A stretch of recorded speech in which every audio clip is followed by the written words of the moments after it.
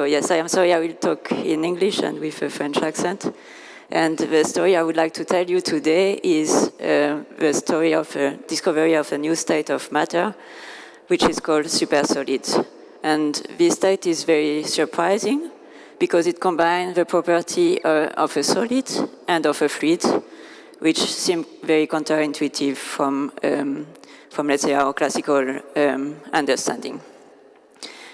In particular, from our daily life experience, we have the experience that fluids and solids have very antithetical properties. So fluids can deform easily and flow, while solids, they keep their shape, like this ice cube. They resist to the deformations, and they do not flow. And you might know that this relates to different microscopical organization of the water molecule, for this case, where for the case of liquid water, these molecules, they can freely move, and they are therefore in a completely disorganized, spatially disorganized state, while in the case of ice, these molecules, they have a specific spatial arrangement, and they usually form a crystal. So a priori, it seems very difficult or impossible to combine these two properties in one unique state. And what I would like to show you is that it's actually possible to combine them, and this through the specific particularities of quantum physics, and in a very specific case and in extreme condition where quantum mechanics, let's say, manifests macroscopically over the full system. So before going to the specificity of supersolidity, I would like to explain you a bit more about this extreme condition where quantum mechanics become visible over the full system. And for this, I would like to take a specific example, the one of liquid helium, when it becomes superfluid. And this was one of the first examples, actually, of such quantum fluids. So it was discovered in 1937, and it is that when you cool down liquid helium at a temperature that is below 2.2 degrees above the absolute zero, so around minus 270 degrees Celsius. So here you see the cooling. This system shows very strange properties. So it can flow out of the containers through the pores of the containers, or it can climb also the walls of these containers and, let's say, flow below it. Or also, as you will see next, it can form a fountain, a spontaneous fountains. So as you see here. So all these properties are related to the fact that the fluid in this system has no friction and no viscosity. And this new phase of matter was then coined superfluid. So it's a fluid, but with specific properties. And yeah, I would like to explain you now how this arises from quantum mechanics. So at the beginning, it was not understood how such property can arise, and it triggered the work of several theorists, and in particular from Fritz London, who was the first to make the connection of this observation to some prediction that Bose and Einstein made in 1925, which is now called Bose-Einstein condensation. And this connection was actually controversial. Sorry. And yeah, it was controversial because the prediction of Bose and Einstein were for particles that have no interaction, when the helium, in the liquid helium, have very strong interaction. And this controversy was actually solved by Bogolyubov, who make a quantitative relation between superfluidity and the condensation in presence of weak interactions. So this idea of Bose and Einstein, the phenomenon that we describe, it can be illustrated as follows. So you consider a gas of particle or a liquid of particle that are free to move, and you decrease slowly the temperature of this particle. So in quantum mechanics, these particles, they are not only described as particle, but also as wave, and the extent of the wave packet, they increase with temperature. So the quantum mechanics become more and more important when we decrease the temperature. And this is until it reaches the distance corresponding at the interparticle distance. And here what happens is a phase transition where all the wave of the atom synchronize and all the atoms goes down to a single state where the wave are synchronized and form a macroscopic wave. So this is Bose-Einstein condensation. It also occurs in helium, but in this case, there are only a few atoms that contribute to this Bose-Einstein condensate due to the effect of interactions. So people then wonder if it was possible to create actually a Bose-Einstein condensate that was more pure, in a sense that there is a bigger fraction of the atom that goes into this condensate. So this means to reduce the effect of the interaction. And this was realized in a specific system that I would like to describe to you know a bit more, because it's also in this system that was observed supersolids. So this system is a very, very dilute gas of atoms, like on the order of 1 million times more dilute than air. And this is important because it increases the interparticle distance. So this reduces the interaction because the atoms see themselves less, but also means for our principle of Bose-Einstein condensation that, so we want the wave packet to be on the order of the interparticle distance. So we need to decrease even more the temperature to increase this wave packet extent. So we need to go to ultra cold temperature on the order of 10 to the minus 8, so 100 million times lower than what we have seen for liquid helium. And this we achieve by using lasers. So I will not go in detail, but just to give you a taste of it. So the atoms, they are trapped in vacuum, and we send light on them. So first we send light that is close to a natural color of the atom, so that the atom absorbs and emit light, and this cool them. Then we trap them in some overtrap, either made of magnetic field, or also again by light, and we reduce the height of this trap to lead to evaporative cooling, like you do in your cup of coffee when you blow on it. So actually, we need to combine these two methods. So here we do the first thing with light close to the color of the atoms, and then we can put this trap where we have all the atoms, and we reduce the height of the trap to lead to evaporative cooling. So based on this technique, the first Bose-Einstein condensate of ultra-cold atom was realized. And here you see the emergence of this macroscopic wave. So this is a picture of a cloud at different temperature. And you see the emergence of this very narrow peak, which shows a macroscopic wave of atom. And here there is a very large number, like nearly all the atoms contributing to this Bose-Einstein condensate. So now that we have our two quantum fluids, so superfluid helium and ultra-cold atom, we can wonder what are the similarity and what are the difference between these two quantum fluids. And striking, let's say, example to illustrate this similarity and difference are actually the dispersion relation, so what we call the dispersion relation of this system. So this describes how a wave of a certain wavelength, or the inverse of it, the wave number, propagate in the system. And more specifically, what we give is the energy that we need to excite this wave as a function of the wave number. So this is the one for superfluid helium, and this is the one for ultra-cold atom. And first, you can see some similarity, in particular for the low wave numbers, where in both cases, we see something like a linear dispersion, which corresponds to the propagation of sound at a certain speed of sound, let's say. And this is important because it relates to the superfluid character of this system, of both these systems.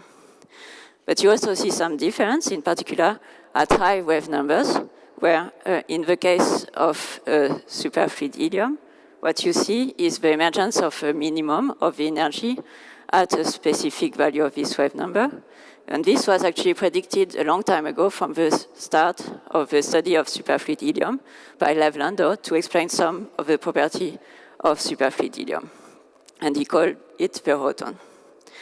And this roton is important both to explain this property of superfluid helium, but also to connect to the supersolids.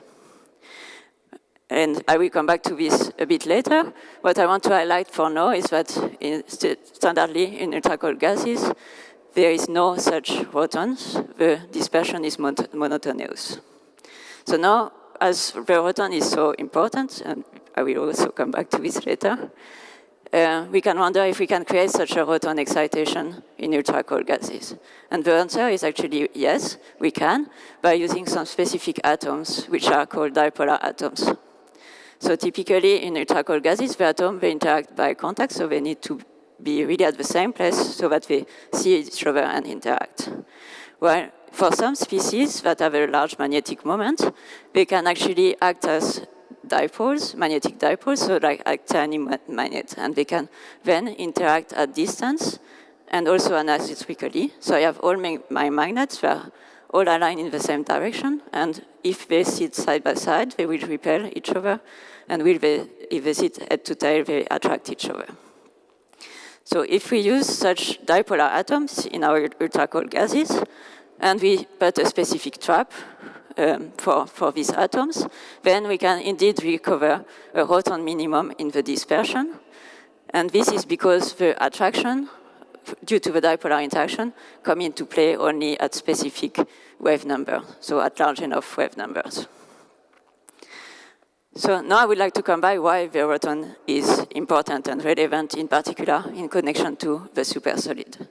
And the answer to this question was highlighted actually in this paper by Philippe Nozière, where he said that the Roton is a precursor of crystallization. So this you can also see in this picture from a density of ultra-cold dipolar gases, where we excite a state where we have a population of the Roton. And you see the appearance in the density of this density modulation.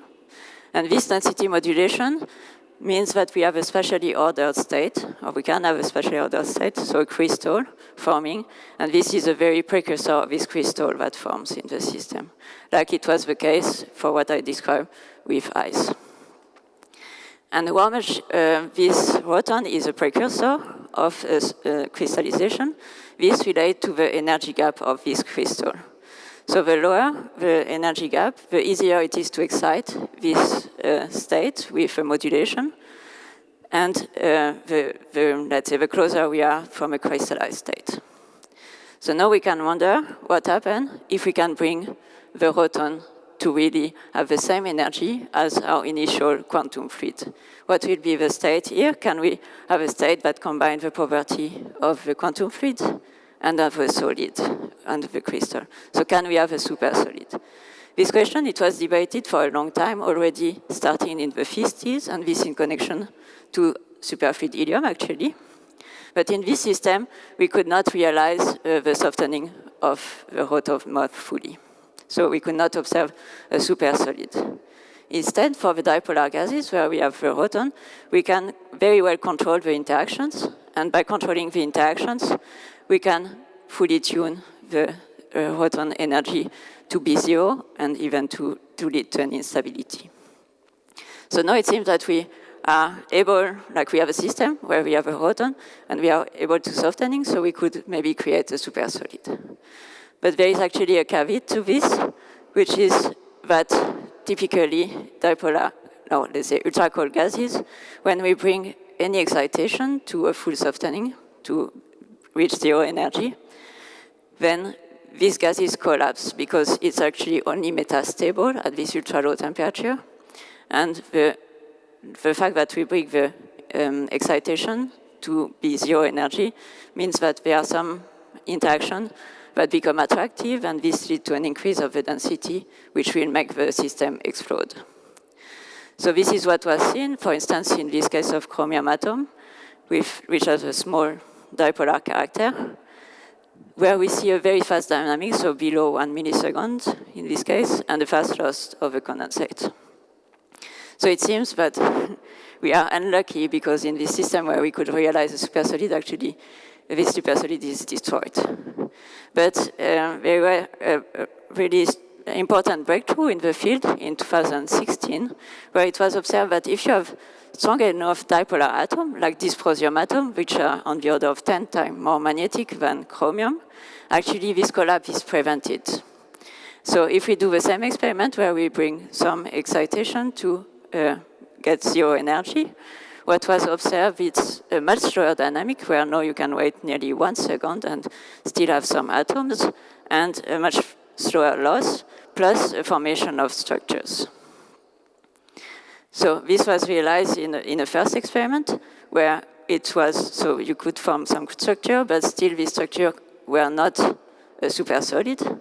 And it took 3 more years to combine this Roton excitation and the stabilization that was observed to realize this dipolar supersolid. And this needed some fine-tuning experimentally, so to realize slower ramp, some more precise tuning of the parameter range, and some reshaping of the trap to realize a system that has somehow such a structure in the experiment, so where you see a density modulation that have many atoms inside them, and these atoms were able to flow in between the peaks.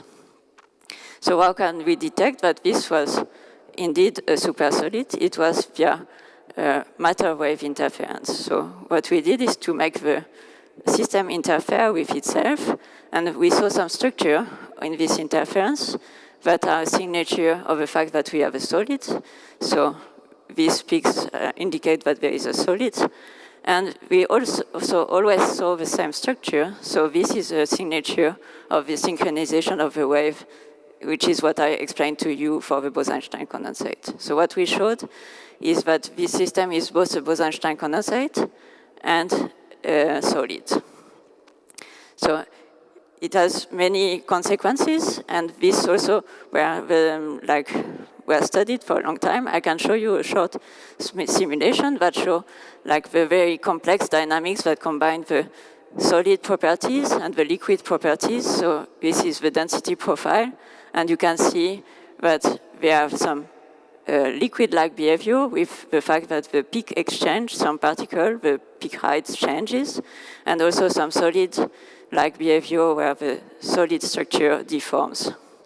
And so the peaks become further away or closer together. So this has triggered a complete new field of research where people have studied the many different properties, the reaction of the system to different excitations. So, for instance, rotations, where they have studied also the dispersion relation for this system. They have tried to create more and more complex structure also. And this is in particular a part that we are right now studying in our experiment in Heidelberg. So to create more complex structure, you need to go to a different trap geometry that is more a pancake shape. And there have been different theory prediction and also some first experimental observation that were limited to a very small region of this phase diagram. And what we are doing in our experiment in Heidelberg is to try to explore more fully this phase diagram and see different way that the crystal can organize. So here you could see some more triangular structure of the droplets. So these are in situ picture of our supersolid, and you see the different density modulation that take either this more triangular arrangement or more like stripe arrangement, and we are studying, let's say, the structural transition between these different organizations. So this is the team that is working on this topic here in Heidelberg in my group, and I thank you for your attention. I hope I could show you that through quantum mechanics a solid can also flow, and that this is a very active topic of research that many young people are exploring.